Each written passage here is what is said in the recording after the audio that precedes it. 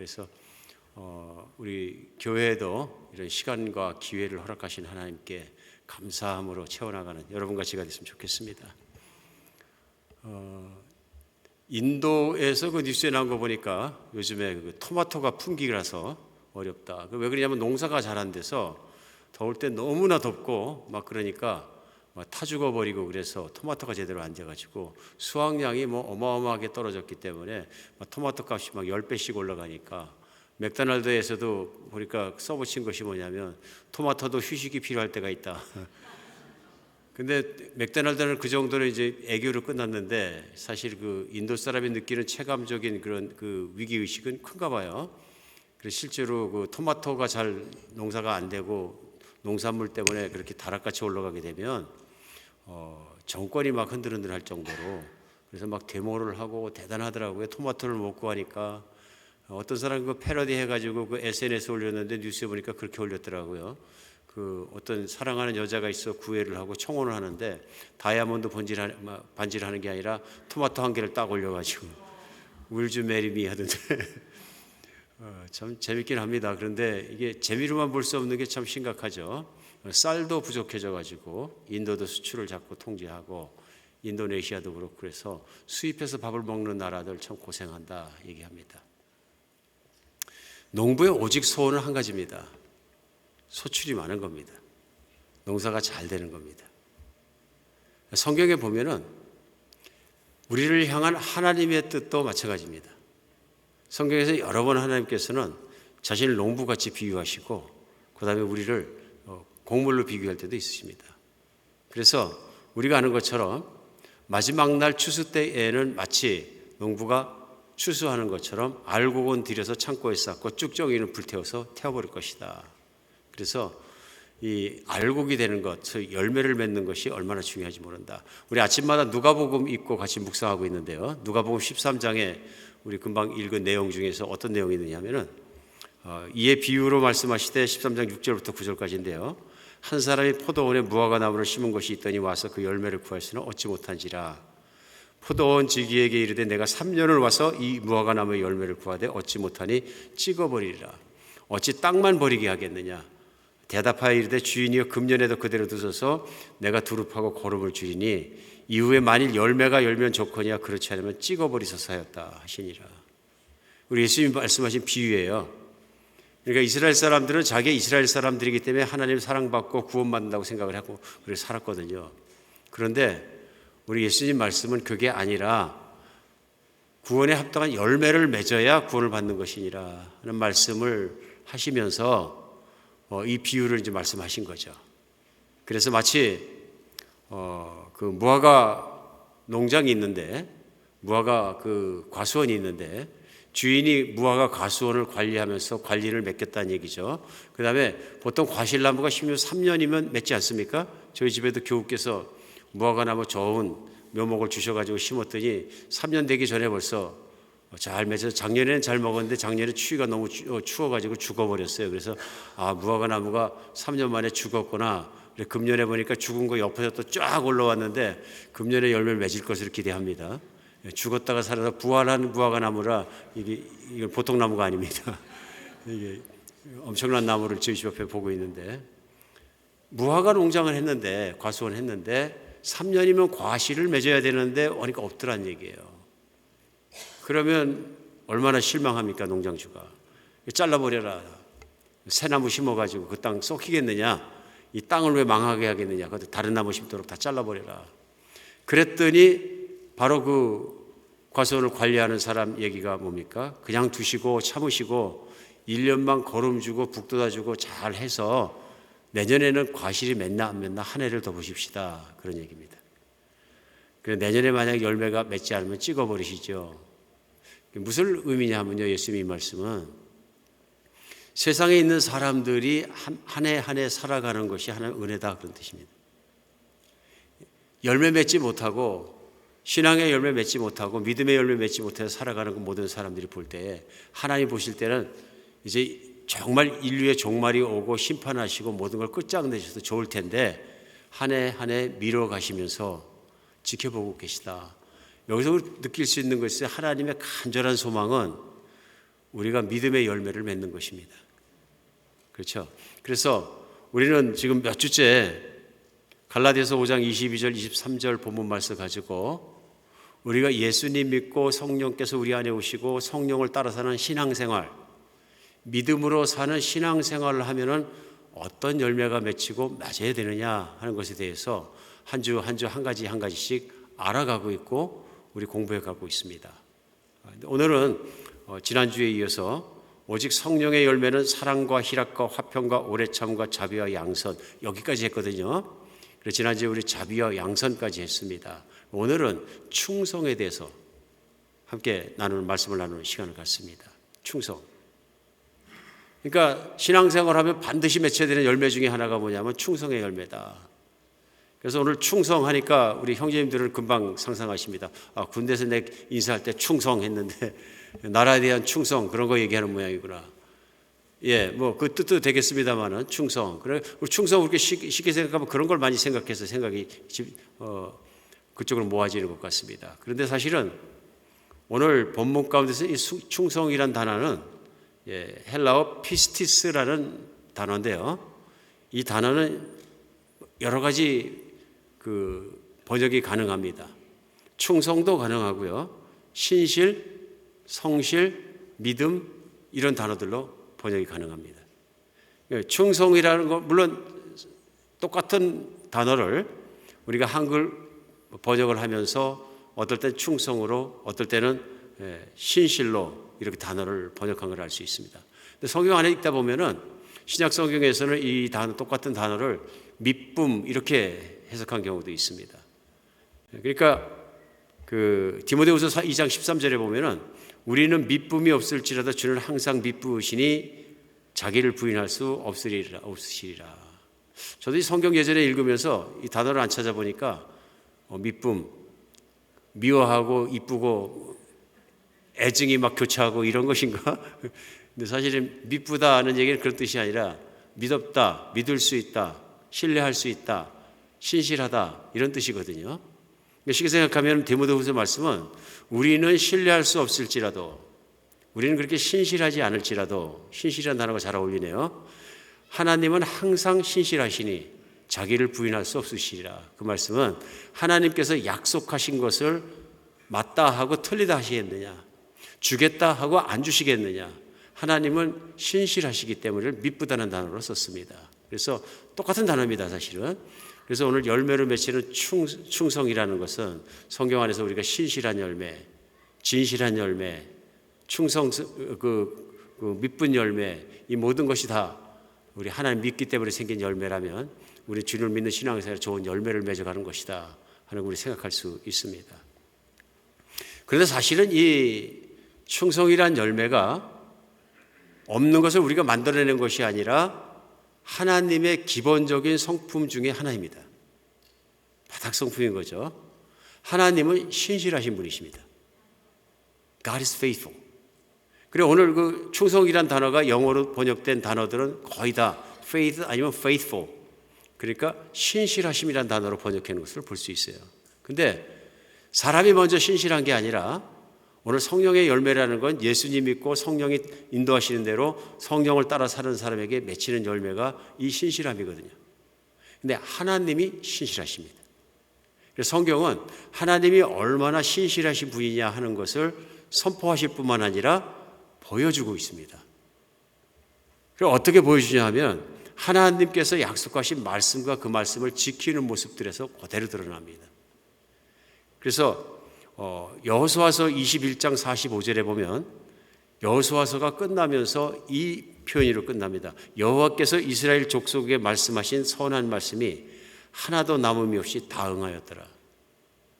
이게 무슨 말씀이냐면요, 하나님께서 가나안 땅에 들어가서 약속하시고 그 땅을 주시겠다고 했는데 실제로 믿음을 가지고 여호수아와 군대가 함께 들어갔더니 그런 일이 다 일어났고 그 약속대로 모든 것이 다 이루어졌다. 이게 신실인 거죠. 그러니까 여호수아서 1장을 시작하면서 보면은 하나님께서 다른 건 말씀하지 않고 여호수아에게요, 두려워하거나 떨지 말라, 내가 너와 함께하리라 말씀하시면서 이 율법책을 내 입에서 떠나지 말게 하여 그 율법책에 기록된 대로 다 지켜 행하라. 그리하면 내 길이 평탄하고 내가 형통하게 될 것이라. 이제 가나안 땅 들어가서 정복해 들어가는데 이 모든 건 하나님이 말씀하신 것이고 계획한 것이고 약속하신 것이기 때문에 말씀 믿고 담대하게 들어가면 그대로 일어날 것이다 하는 것입니다. 일어나기 전에는 말씀뿐입니다. 그런데 그 말씀 믿고 충성스럽게 순종하고 신실하게 그 말씀을 따라가면 하나님 말씀이 이루어지는 것을 체험하게 된다. 그게 여호수아서 맨 끝절인 거죠. 하나님 말씀이 하나도 빠짐없이 다 응하였더라. 그렇죠? 우리 인생은 하나님 만나서 이 하나님의 신실하심을 체험하는 것입니다.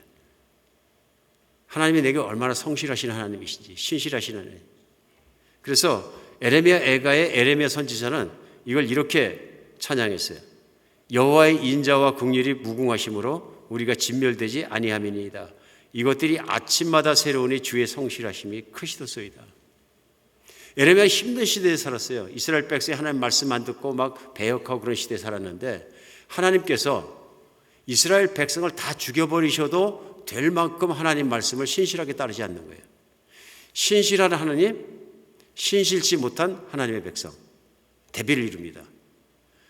그런데 이 예레미야가 하나님과 백성 사이에서 말씀을 선포하면서 핍박도 받고 어렵고 심지어는 바벨론이 쳐들어오고 나라를 뺏기고 포로로 끌려가고 이 모든 과정을 동참했던 선지자입니다. 눈물의 선지자인 거죠. 그런데 이 선지자가 이스라엘을 위해서 슬픈 노래 애가를 지어서 부르면서 슬픈 통곡을 하는 거죠. 그 중에 오늘 3장 22절에 한 말씀은 그러나 여호와의 인자와 긍휼이 무궁하심으로 하나님의 인자하심과 무궁. 우리 그 인자와 긍휼에 대해서는 우리 나눴습니다. 열매거든요. 이스라엘을 향한 이런 자비로우심과 긍휼이 여기심은 영원히 없어지지 않는다. 왜냐하면 하나님이 신실하시기 때문에. 그래서 다 죽이지 않고 살려 남겨주시고 남은 자로 부흥을 주시겠다는 약속을 기억하면서 드린 찬양입니다. 이것들이 아침마다 새로우니 주의 성실이 하심이 큽니다. 하나님은 신실하신 하나님입니다. 고백합니다. 오늘 이 말씀 우리가 생각해 보면은 신실하신 하나님을 믿는 것이 얼마나 인간에게 복이 되느냐 하는 거예요. 또 하나님이 신실하신 하나님이기 때문에 우리가 얼마나 평안하게 살 수 있나요? 내가 너를 버리지도 아니하고 끝까지 너를 지키리라. 그럼 그 말씀을 죽기까지 끝까지 지키시는 하나님이 신실이거든요. 성경은 그렇게 지키신 하나님의 신실하심을 이스라엘 백성을 통해서 또 신약 성경을 통해서 철저하게 보내시고 지난 2000년간의 그리스도인의 역사를 통해서도 확연하게 보여주십니다. 하나님은 신실하신 하나님입니다. 그리고 히브리서에서는 그걸 이렇게 표현합니다. 히브리서 13장 5절로 6절에요. 돈을 사랑하지 말고 있는 바 족한 줄로 알라. 그가 친히 말씀하시길 내가 과연 너를 버리지 아니하고 너희를 떠나지 아니하리라 하셨느니라. 그러므로 우리가 담대히 말하되 주는 나를 돕는 이시 내가 무서워하지 아니하겠노라. 사람이 내게 어찌하리요 하노라. 이게 무슨 말씀이냐 하면요. 이게 신앙인의 고백이거든요. 믿음의 고백을 하면서 돈을 사랑하지 말고 있는 바 족한 줄로 알라 하신 하나님의 말씀. 특별히 예수님이 말씀하셨죠. 돈을 사랑하지 말고 있는 바는 족한 줄 알고 인생을 살아라. 그 말씀 중에 함께 주신 말씀이 무엇이냐면 내가 너를 버리지 않고 너희를 떠나지 아니라는 말씀이에요. 그러니까 왜 그 말씀만 돈을 사랑하지 말라 하는 말씀만 하신 것이 아니라 왜 그 말씀을 하셨냐면 내가 너를 버리지 않고 항상 너와 함께 있겠다. 창조자께서 하신 말씀이죠. 모든 걸 하실 수 있는 하나님께서 내가 너와 함께 있고 너와 함께 살고 떠나지 않겠다. 그러므로 너는 걱정하지 마라. 그런데 우리 인생이 살면서 보면 걱정이 많죠. 돈에 대한 걱정이 얼마나 많습니까?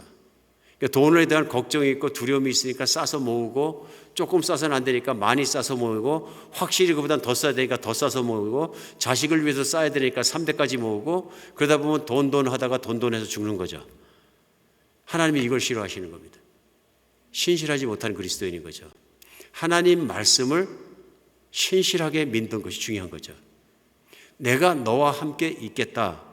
그 말씀은 나와 함께 있으면서 아무것도 하시지 않는 것이 아니라 널 공급하겠다, 너를 위해 인도하겠다, 너를 보호하겠다, 너를 만족해 살게 하겠다. 이거 하나님 약속 속에 다 들어있는 거죠. 오늘 그렇기 때문에 히브리서에서는 그러므로 우리가 담대히 말하되 주는 나를 돕는 이시니 내가 무서워하지 아니하겠노라.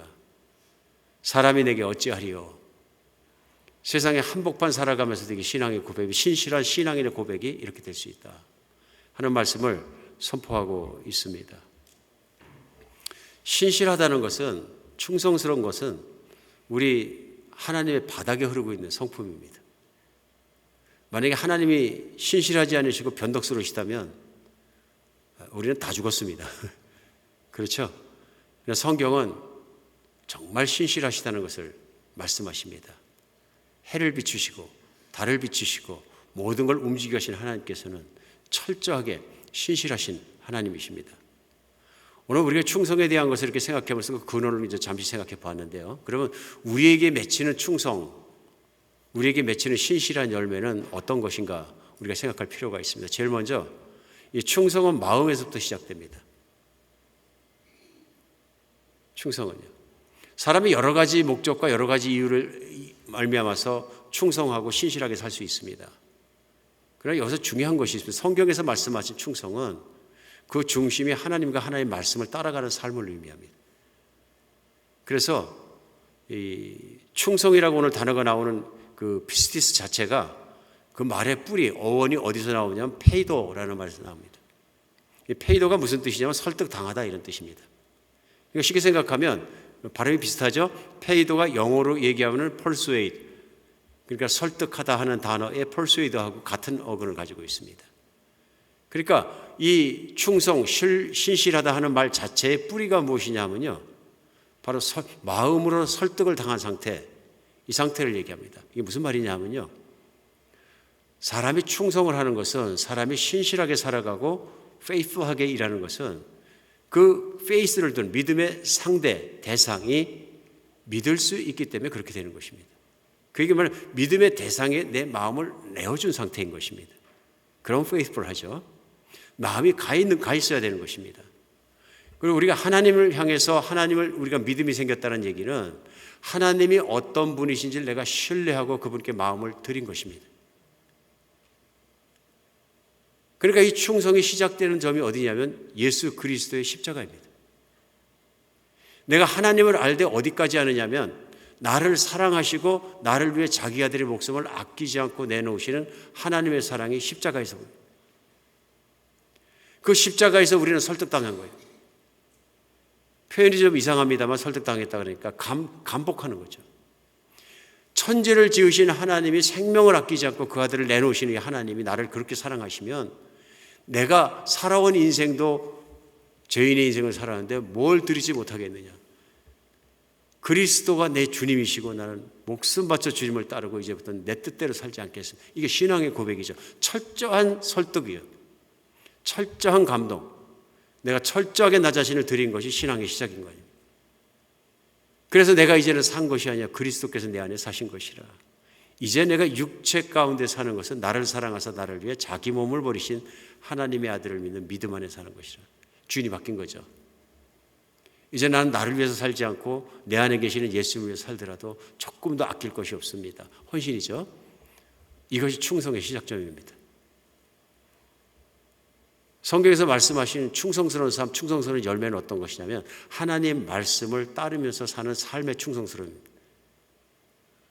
그러니까 충성의 열매가 맺혔다면 여러 가지 성실의 열매가 맺힐 수 있지만, 그렇죠? 이렇게 우리가 또 생각해 보면 나쁜 일을 위해서 성실한 열매가 맺힐 수도 있겠죠? 평생을 나쁜 일을 하는 건데 한 번도 중단해 본 적이 없더라. 이게 나쁜 성실이죠. 그러나 성경이 말씀하신 충성과 성실이라는 열매는 하나님 말씀의 뜻을 따라 사는 하나님을 향한 충성과 열심을 맺혀 있다고 말씀이 듭니다. 그러나 하나님 말씀 속에는 우리의 삶을 살면서 우리가 어떻게 또 열심히 살아야 되느냐 하는 그 지침들이 들어 있습니다. 이웃을 사랑하라, 가족을 사랑하라, 사람을 존귀히 여기라, 다 들어있잖아요. 그럼 이런 말씀을 따라서 내가 신실하게 그 말씀을 지켜 살아가는 것들이 내 삶의 열매로 맺히는 것이다. 시작은 어디냐? 마음입니다. 내가 하나님께 마음을 드리고 나의 모든 걸 드렸기 때문에 하나님 말씀이면 내가 모든 걸 하고 목숨 걸고 죽기도 하고 살기도 하고 따라가겠습니다 하는 그 하나님께 향한 헌신이 우리로 하여금 충성하게 합니다. 오늘 하나님을 향한 이런 충성이 정말 마음속에 있으면 하나님의 신뢰가 온전히 있기 때문에 그것이 환경에 따라서 변하지 않습니다. 마음의 중심이 움직였기 때문에요. 우리가 흔히 부르는 찬송 중에서 찬송가 413장 내용이 이런 내용이 있습니다. 내 평생에 가는 길 순탄하여 늘 잔잔한 강같든지 큰 풍파로 무섭고 어렵든지 나의 영혼은 늘 편하다. 내 평생에 가는 길 순탄하여 늘 잔잔한 강 같든지. 많은 분들이 이거 부르죠. 정말 내 마음 평안해, 내 마음 평안해. 이 찬양 하고 나면은 후렴 다 부르고 나면 마음이 편하게 오는 걸 느낍니다. 근데 사실 이 찬양을 가사를 쓰신 그 호레이시오 스패포드가 이 찬양을 쓸 때는 인생 중에 가장 힘들 때 이걸 쓰신 거죠. 1860년대 이 스패포드라는 분이 시카고에서 성공한 로펌, 그러니까 그 법률회사의 사장이었습니다. 린드 대학교 시카고 의과대학의 법리학 교수고요. 노스웨스트 장로신학교 이사고요. 운영위원이었어요. 그때 당시에 세계적인 부흥사로 유명했던 우리 목회자 무디 선생님의 절친한 친구였고, 무디 그 부흥사가 목회하시는 교회의 그 회계집사 그리고 주일학교 교사로 열심히 교회를 힘을 다해 섬겼던 독실한 신앙인이었습니다. 근데 이 사람이 43세가 되는 1871년에 시카고에 부동산의 모든 재산을 다 투자했는데 시카고 대화재가 납니다.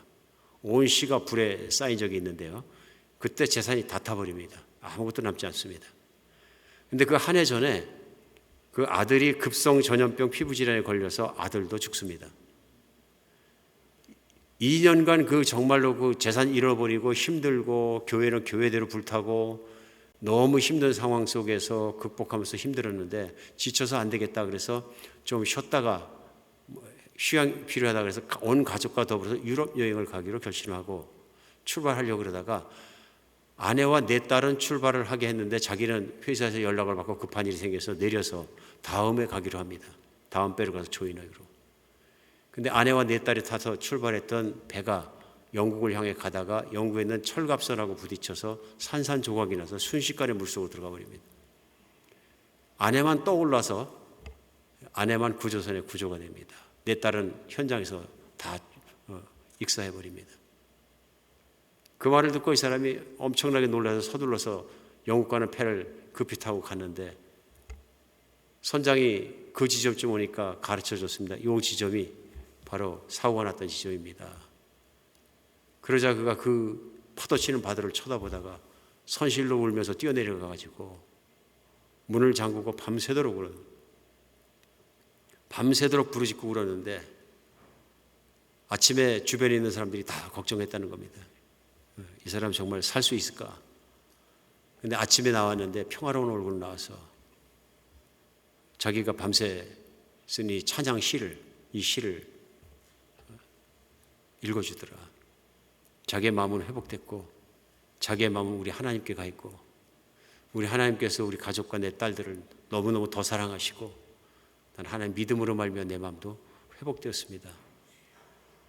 이게 신실한 거죠. 충성과 신실이 마음의 중심에서 시작하는 거죠. 내 환경에서 내가 많은 걸 잃어버리고 재산도 잃어버리고 아들도 잃어버리고 딸넷도 잃어버리고 부부가 달랑 남았을지라도 하나님은 살아계시고 신실하시고 약속을 지키시고 영원히 붙잡아 주실 것을 믿으면서 살 수 있는 것, 마음에서 시작합니다. 우리의 모든 것은 믿음의 마음속에 시작하는 것을 우리는 알 수 있습니다. 그렇게 하나님을 신뢰할 때, 그런 믿음으로 하나님을 갔을 때 하나님의 말씀에 충성을 다해서 따르며 사는 삶이 가능해지는 것입니다. 오늘 두 번째 충성에 대해서 알 수 있는 건 뭐냐면 충성은 열의를 다하는 삶이다. 그냥 설렁설렁 건성건성 따라가는 것이 아니라 열의를 다해서 하나님 말씀을 따라가고 섬기고 그 말씀대로 살아가는 삶에 맺히는 열매들을 얘기한다. 하나님 말씀 안에는 물론 우리가 아는 것처럼 하라 하지 마라, 근데 우리 삶과 연결되어 있는 것이 너무나 많습니다. 심지어는 하나님 말씀 안에는 우리가 직장 생활할 때 어떻게 살아야 되나, 가정 생활을 어떻게 해야 되나, 직장 생활할 때 까다로운 상사는 어떻게 대해야 되나, 이런 말씀까지 다 나오잖아요. 우리 상사가 까다롭다고 해서 그 상사 욕하고 그러지 말고 잘 대해드리고 잘 순종하고 하나님을 믿는 사람이기 때문에 더 신실하게 해야 된다. 이런 신실함에 대해서도 구체적으로 나와 있거든요. 그러니까 하나님을 향해 신실하다는 것은 많은 인생의 영역에서 하나님 말씀을 따라 살면서 가정에서도 그렇고 신실하게 사는 것을 의미합니다. 성실하게 사는 것을 의미합니다. 그런데 이 성실에 들어가 있는 태도가 무엇이냐면 열심입니다. 성경 안에서 그런 말씀이 있어요. 하나님이 약속하시고 그 일을 이루는데 하나님의 열심히 그것을 이루리라. 하나님의 zeal, 열심히 그것을 이루리라. 실제로 하나님의 열심히 얼마나 열심히 하셨는데 그 아들 예수 그리스도의 생명까지 내놓을 만큼 이 땅에 있는 생명을 구원하시는 그 일에는 열심히 하셨다는 것을, 열심히 하셨다는 것을 우리가 보여주고 있습니다. 예수님 믿는 사람들, 그러므로 하나님의 말씀을 따라 인생을 살아갈 때에 우리가 단지 꾸준히 한다만 성실해서 충성해서 중요한 것이 아니라 열심히 하는 것이 중요하다. 예수님께서 마지막 시대 예수님이 돌아오기 직전까지 살아가면서 마지막 시대를 사는 성도가 과연 어떻게 살아야 되냐, 그 태도에 대해서 말씀하시면서 깨어있으라 그러셨어요. 그럼 대관절 깨어서 살아간다는 게 어떤 거냐 알 수가 없잖아요. 그걸 가르쳐 주신 게 뭐냐면 마태복음 24장 감람산 비유에서 마지막 시대를 살아가는 현상들에서 설명해 주시고 막바로 25장에서 나온 게 뭐냐면 비유입니다. 비유가 삶 속에서 실제적으로 이야기가 굉장히 빠르거든요. 세 가지 비유를 말씀해 주십니다. 첫 번째는 등을 든 열처녀입니다. 결혼식에 참여한 처녀들, 신랑을 기다리던 처녀들을 해서 준비가 있어야 한다. 끝까지 기다려야 한다. 포기하면 안 된다. 충성과 신실함은 끝까지 가는 것이다. 끝까지 깨어있어라. 한번 깨어있다 잠들고 깨어있다 잠들고 그러니까 항상 깨어있어라. 설명하시면 두 번째는 뭐냐면 달란트 비유합니다. 우리는 너무 잘 알고 있잖아요. 어떤 사람이 종들에게 달란트를 맡기고 사업하라고 보내고 갔는데 한 사람에게 1달란트를, 두 번째 사람에게 2달란트를, 세 번째 사람에게 5달란트를 주고 떠났더라. 세월이 많이 지나서 그 주인이 돌아와서 회사를 잘 경영했는지 회개하더라. 그러니까 쉽게 생각하면 상업에 대해서 비유를 하신 거죠. 장사에 대해서. 예를 들면 어떤 장사하는 사업가가 있는데 재산을 100억, 200억, 500억을 맡겼다. 그리고 10년 뒤에 돌아와서 회개하자 그랬으면 누구를 칭찬하겠느냐 그런 얘기입니다. 그랬더니 처음에 2달란트 받은 자가 와서 2달란트를 남겼습니다. 200억 받았는데 200억 남겨서 400억이 되었습니다. 칭찬하십니다. 5달란트 받은 자가 500억 받았는데 5이면 2,500억입니까? 그래가지고 총 3,000억이 됐습니다. 굉장한 거죠. 실제로 여기 쓴 달란트라는 게 금 한 달란트는 어마어마한 금액입니다. 예수님 비유 속에. 그 남긴 사람에게 예수님께서 마태복음 25장 20절로 21절에 하신 말씀 뭐냐면요. 착하고 충성된 종아입니다. 잘하였도다 착하고 충성된 종아. 그러면서 내가 작은 것에 적은 일에 충성하였으면 내가 많은 것을 내게 맡기리니 내 주인의 즐거움에 참여할지다. 마지막 시대에 이렇게 살면 인생을 하나님의 말씀을 이루고 살아가는 것에 열심히 살면 이제 예수님이 돌아오시고 새하늘과 새 땅에서 영원히 살아갈 때도 더 큰 복을 주시고 맡기시겠다. 이 말씀하신 거죠. 그래서 여기서 칭찬이 뭐냐면 착하고 충성된 종입니다. 우리 착한 거에 대해서 우리 지난주에 나눴습니다. 그렇죠? 우리 그렇게 충성된 종아 말씀하십니다. 우리 이 충성에 무엇이 들어있는 줄 압니다. 5달란트 받은 사람이 5달란트 받았으니까 2.5달란트만 남길 수 있도록 설렁설렁 할 수도 있었을 겁니다. 그런데 오늘 5달란트에서 5달란트를 말씀하신 건 풀로 이익을 본 것으로 말씀하신 건 배나 남았더라 그러는 것은 무슨 말씀이냐면 그가 열과 성을 다해서 열심히 했다는 것을 의미합니다.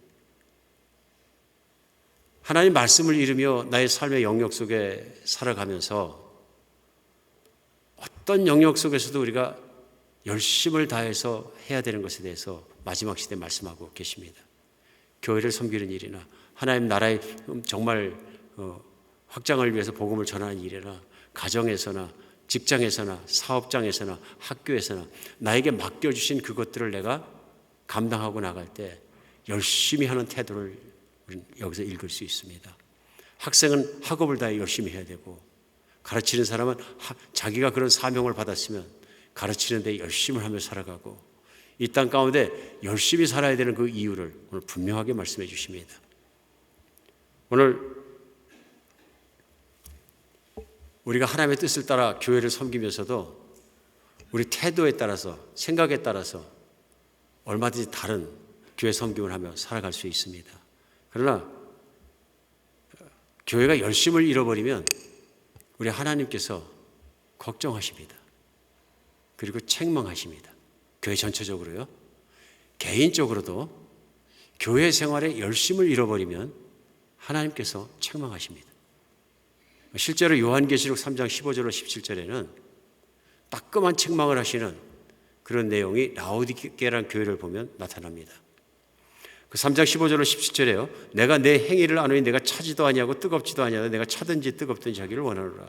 내가 이것이 미지근하여 뜨겁지도 않고 아니하고 차지도 아니하니 내 입에서 너를 토해버리라.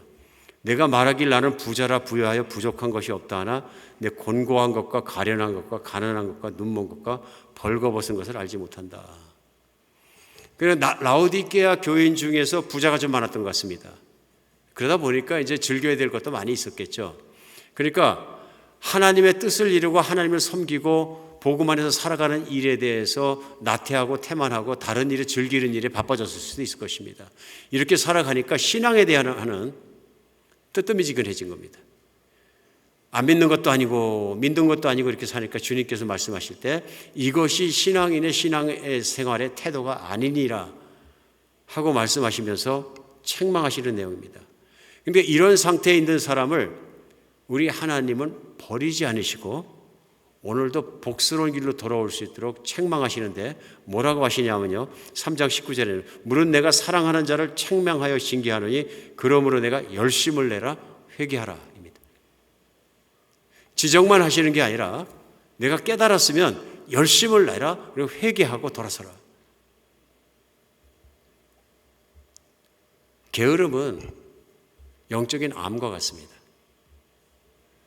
우리가 하다 보면 게으러지는 것이 정말 쉬워집니다.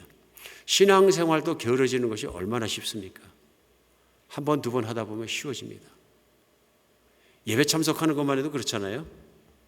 예배 한 번 빠지는 건 굉장히 어렵고 두렵고 그런 마음도 생기고 내가 꼭 교회 가야지 아쉬운 마음도 생기고 참 열심히 내가 될 때는 그런 것이 빼놓을 수 없는 그런 시간과 날이 되는데요. 이게 뭐 이런 이유로 한 번 빠지고 두 번 빠지고 놀러 간다고 또 세 번 빠지고 네 번 빠지고 하다 보니까 이건 나중에는 빠지는 게 당연한 것처럼 돼버리는 게 게을러지거든요. 처지는 겁니다. 교회도 마찬가지죠. 내가 교회 생활하면서 주님께서 형제 사랑하고 교회 사랑하고 섬기고 다 말씀하시면 나도 잘 섬겨야 되겠다 결심하고 열심히 섬길 때는 계속 열심히 섬길 힘이 또 교회 안에서도 나오고 이렇게 하면서 섬기는데 이게 이제 무슨 이유로 인해서 조금씩 안 섬기고 안 하다 보면은 어떻게 되냐면 점점 멀어집니다.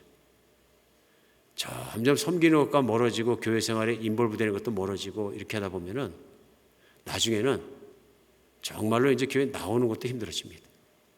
스스로 탄식합니다. 내 신앙이 왜 이렇게 됐을까? 너무 처지면 힘들어지는 거죠. 오늘 그런 상태에 있는 교회를 향해 교회 총체적으로도 늘어진 겁니다. 이런 교회를 향해 예수님 하신 말씀은 열심을 내라, 회개하라, 충성스럽지 못하고 신실하지 못한 그런 신앙의 삶이 틀렸느니라, 그대로 가면 죽느니라 말씀하시는 걸 우리는 알 수 있습니다.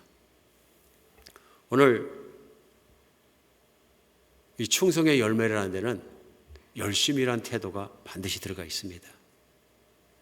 성령 충만을 받아야 되는 이유입니다. 우리 오늘 나누고 있는 이 성령의 열매는 성령을 따라 성령 충만 받았을 때 가장 크게 가장 잘 맺히는 열매입니다. 성령 충만은 하나님을 믿는 믿음으로 충만해졌다는 것입니다. 성령 충만은 성령이 하나님께서 내 안에 계시고 나와 함께 계신다는 믿음이 확고하고 충만하고 차고 넘치도록 내가 그렇게 믿기 때문에 내가 성령의 말씀은 따라 사는 것이 매 시간마다 매 일마다 나의 삶의 방법으로 따라갈 때 일어나는 것입니다. 오늘 정말로 우리 안에 영적인 게으름이 들었다면 열심히 나는 여러분과 제가 됐으면 좋겠습니다. 교회 생활만 그런 것이 아니라 가정 생활도 열심히 필요합니다. 대개 보면 결혼할 때 젊은 남녀가 또는 재혼하시는 분들이 또 처음 만나서 이렇게 보면 말도 고백도 진실해요. 그리고 그렇게 고백하고 그렇게 살고 싶어 합니다. 근데 문제는 뭐냐면 그 약속을 지키고 그렇게 신실한 배우자가 되는 일에 실패하는 경우가 너무 많은 거예요. 우리 하나님은 우리가 하나님 닮아서 가정 안에서 그렇게 신실하기를 원하십니다. 신실한 사람은 열심히 있어야 된다. 내가 가정을 섬기고 배우자를 섬기고 가족들을 섬길 때도 열심히 있어야 된다. 이거 열심히 없으면 안 되는 거죠. 그 열심을 가지고 계속 나갔을 때 충성의 열매가 맺히는 거죠. 성실한 열매가 맺히고 신뢰할 수 있고 나 자신의 인생뿐만 아니라 내 가족과 많은 다른 사람들에게도 나로 말미암아서 굉장한 안정감을 주고 행복을 주고 기쁨을 줄 수 있는 블레싱이 되는 거죠. 직장과 사업체도 마찬가지고요. 일하는 태도도 마찬가지고 우리가 열심을 하는 것과 하지 않는 것이 얼마나 차이가 있는지 알 수 있습니다. 세 번째로요. 우리 충성은 열심을 포함하고 있습니다. 세 번째로는요. 충성은 끝까지 변함없는 헌신을 요구합니다. 그 충성인 거죠. 그렇기 때문에 충성의 열매가 맺혔나 안 맺혔나 하는 것은 시험해 봐야 합니다. 제일 먼저 우리가 시험해 볼 수 있는 리트머스는 무엇이냐면요. 시간입니다. 진정한 충성은 시간이 지나도 변하지 않습니다. 그렇죠? 충성이 아닌 것은 충성인 것 같이 보이는데 시간이 지나가면 확 변해버립니다. 가룟 유다 있잖아요. 그런 생각을 해봤어요. 가룟 유다가 주님을 2년만 따라다녔어요. 그러면 아마 주님을 팔아먹고 저주를 받고 완전히 죽고 정말 그 큰 저주를 받는 일이 없었을지도 몰라요. 근데 어쩌면 2년까지는 제자로 따라다니면서 다른 제자들과 표티가 별로 안 났는데 3년 되니까 시간이 지나가니까 반역자도 되고 그 마음의 바닥 속에 있는 것이 그 생각의 깊은 곳에 들어있는 것이 드러나는 거예요. 믿는 척 하더라도 오래 못 갑니다. 이건 진짜 충성과 신실한 사유가 아닌 것이죠. 성경을 읽다 보면은 안타까운 한 사람이 등장합니다. 데마라는 사람인데요. 디모데후서 4장 10절에 보면 데마는 이 세상을 사랑하여 나를 버리고 데살로니가를 갔다 얘기합니다. 근데 사실 이 데마라는 사람이 사도 바울이 교회 편지를 보내면서 편지 끝에 여러분이 다 함께 이 선교사에게 문안하라 그러면서 나와 함께 동역하는 데마에게 인사하라 얘기합니다. 그 정도로 선교 사역에 같이 동역하면서 열심히 했던 사람입니다. 그런데 사도 바울 얘기가 후에 데마는 세상을 사랑해서 나를 버리고 데살로니가를 갔다. 데마가 그냥 갔다 그랬으면 그냥 동역하는 선교 사역만 떠났구나 생각했을 텐데 세상을 사랑하여 여기 있는 걸 봐서 그의 믿음이 시간이 지나가면서 믿음이 아니란 본질이 드러나면서 변질되어서 결국은 하나님을 떠났다는 내용이 분명합니다. 시간. 우리가 얘기하는 이 신실하다, 성실하다, 충성스러운 열매에는 시간이 지나도 변하지 않는 시간에 대한 성실함이 들어있어야 합니다. 지속적으로 하는 것이 얼마나 중요합니까? 결혼 생활도 마찬가지입니다. 한때 뜨겁고 사랑하고 열심히 하고 그것만으로 족할 것이 아니라 정말로 주님 앞에 때 갈지 약속을 지키는 그런 생활을 하는 것이 얼마나 중요합니까? 결혼은 제가 결혼 주례할 때마다 얘기합니다. 사랑과 결혼은 느낌으로만 하는 것이 아니라 커미트먼트, 약속입니다. 약속은 신실한 사람은 끝까지 지켜야 되는 것입니다. 변화되면 안 됩니다. 시간이 지났건 환경이 달라졌건 어떠한 상황 속에서도 끝까지 지키는 것이 신실함입니다. 우리 결혼 생활에서 너무 중요한 게 뭐냐면요, 신실한 배우자가 되는 것입니다. 두 사람이 신실한 사람이 되면 가정에서 문제가 없습니다. 누군가 가정에 대해서 불성실한 부분이 있으니까 문제가 되는 거죠. 가장 불성실한 게 뭐예요? 성적인 문란함이 있다든가 한눈을 판다거나 불성실함을 변해버리면 굉장한 다른 배우자는 피해를 입는 거죠. 한 사람의 불성실함이 얼마나 큰 문제를 일으킵니까? 재정에 대한 불성실함, 사람을 대하는 태도에 대한 불성실함, 이런 것들이 얼마나 많은 문제를 일으킵니다. 그러나 20년을 살고 30년을 살고 50년을 살고 60년을 살았는데도 끄떡없이 가는 사랑이 있다면 이거 얼마나 아름다운 사랑입니까? 느낌을 뛰어넘는 사랑입니까? 누군가 그런 얘기를 했어요. 70이 넘으신 분이 젊은이들이 사랑에 대해서 막 토론을 하니까 나이가 내 나이쯤 될 때까지는 사랑에 대해서 말하지 마라. 그 참 말이 이해가 가요. 시간이 흘러도 그건 사랑이었어. 그럼 사랑이라는 얘기입니다. 그런데 되게 젊을 때 사랑하다면 열정만 있지 진정한 사랑이 아닌 경우도 많이 있다. 사랑이라는 건 시간을 통해서 신실함을 통해서 증거돼야 되는 것이거든요. 그래서 사랑은 그런 면에서 커미먼트, 나를 드리고 약속하는 것이다. 오늘 우리 주님 안에서 살아가면서 끝까지 가는 지속적인 우리 헌신과 지키는 것이 얼마나 중요한 것을 우리 생각하지 않을 수가 없습니다. 우리 교회를 보면서 한비전 교회에서 너무 감사하는 것이 있습니다. 엊그저께 금요일 날은 제가 걱정이 좀 됐어요. 왜 됐냐면 날씨가 딸에서 앉은 것보다 온도가 너무 높아서 100도 가까이 올라가고 일기예보에 보니까 주의보가 내렸어요. 제일 먼저는 너무 뜨거우니까 밖에 나가지 마라. 두 번째는 이게 미세먼지 주의보가 있어가지고 황색경보였어요. 주의보였어요. 미세먼지가 많아가지고 나가면은 야외 활동을, 밖에 활동을 하는 것은 호흡기나 기타에 좋지 않다. 근데 그 가장 강했을 때 한낮에 우리 교회 전도팀이 전도하러 나가신 거예요. 근데 물론 편찮으신 분 없고 다 건강하게 들어오셔서 감사하죠. 그래서 생각해보면 이 전도팀이 제일 추운 겨울날도 나가시고요.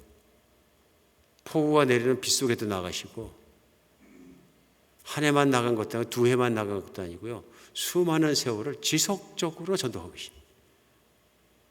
이게 쉬운 일이 아닙니다. 쉬운 일이 절대로 아닙니다. 하나님께 참 감사했어요. 이런 신실한 종들이, 이런 신실한 교인들이 계시니까 교회가 되고 하나님 나라가 된다. 그러면서 생각해보면 한비전 교회 안에 이렇게 신실하신 분들이 한두 분이 아니에요. 어쩔 때는 그냥 교회 나가면서 이렇게 저거 교회 부분이 부서져서 저거 어떡하지? 그리고 갔다 와서 보면 돼 있어요. 안 보이는데 고치시는 분이 계신 거예요. 저는 눈길만 주고 마음만 썼는데 벌써 다 해놓으셨어요. 그런가 하면 보이지 않는 데서 교회를 청소하시는 분들 계세요. 보이지 않는 데 섬기시는 많은 분들 계세요. 보이지 않는 곳에서 정말로 목원들 섬기시는 목자 목념도 계시고 한글학교 섬기시고 주일학교 섬기고 또 저녁 오후 늦게까지도 또 이 세대 또 아이들 돌봐주시는 분도 계시고 보이지 않는 방에서 재정을 가지고 몇 시간씩 주일날이면 고생하시는 분들 재정위원도 계시고 많이 계세요. 새벽 반주도 하시고 팬데믹에도 끊임없이 나와서 도와주시는 예배팀도 있고 우리 성실인 거죠. 그것이 충성의 열매는 확실히 맺히는 것이죠. 제가 이렇게 보면서 설교를 준비하면서 생각을 해보니까 교회 안에 이 충성스럽고 성실함으로 말미암아 상을 받으실 분이 한두 분이 아니신 거예요. 그냥 얼마나 많으신지. 보이지 않는 곳에 교회 중교기도를 매주 하시는 분도 계시고 제가 깜짝 놀랐던 게 이번에 알래스카 가서 알래스카 제일 집례교회에서 말씀을 전하러 갔는데요.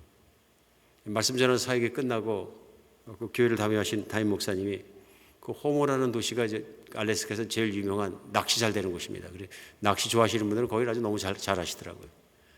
거기를 한번 갔다 가시죠. 그래서 거기 갔습니다. 저야 낚시를 안 하니까 가서 이제 구경만 한 거죠. 그래서 아무 생각 없이 가가지고 거기 보니까 낚시들을 하고 계시더라고요. 많은 분들이 얼마나 많은 알비들을 가지고 와서 막 낚시들을 하는지. 근데 동양인처럼 생긴 한 분이 낚시를 하는데 뭐 오가롱 벗겨졌다가 고기를 가득 잡으셨어요. 그래 놓고도 계속 잡으셔. 중국 분인지 한국 분인지 모르니까 이분이 한국 분이신가 하고 제가 한국말로 얘기했는데 한국말을 알아들으니까 딱 쳐다보시는 거예요.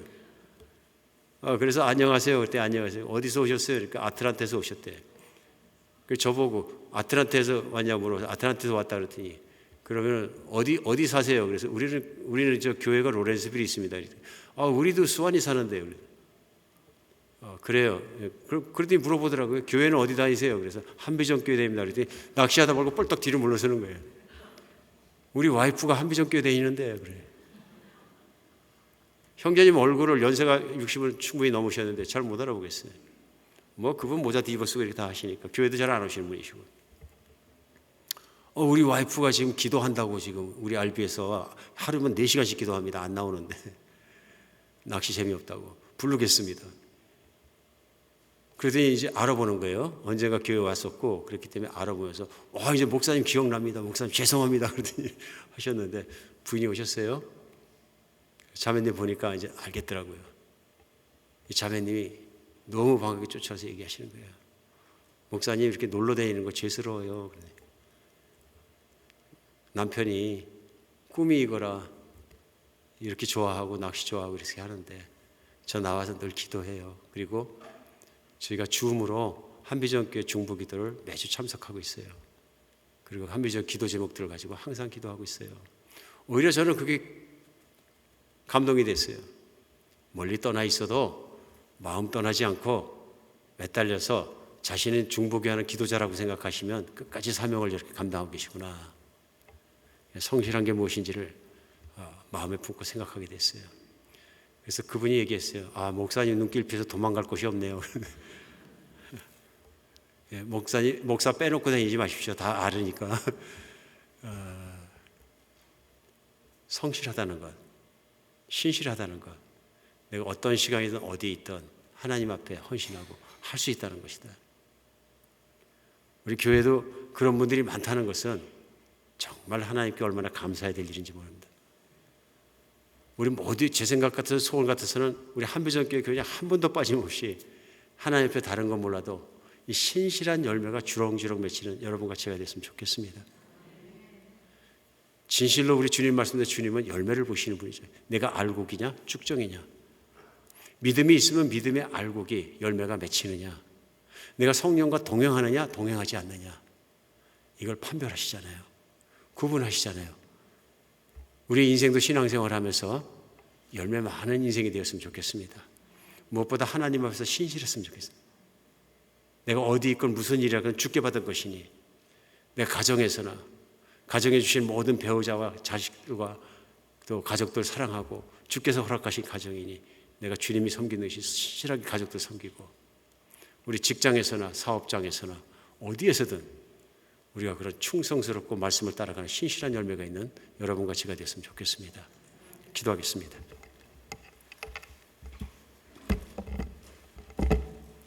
주님,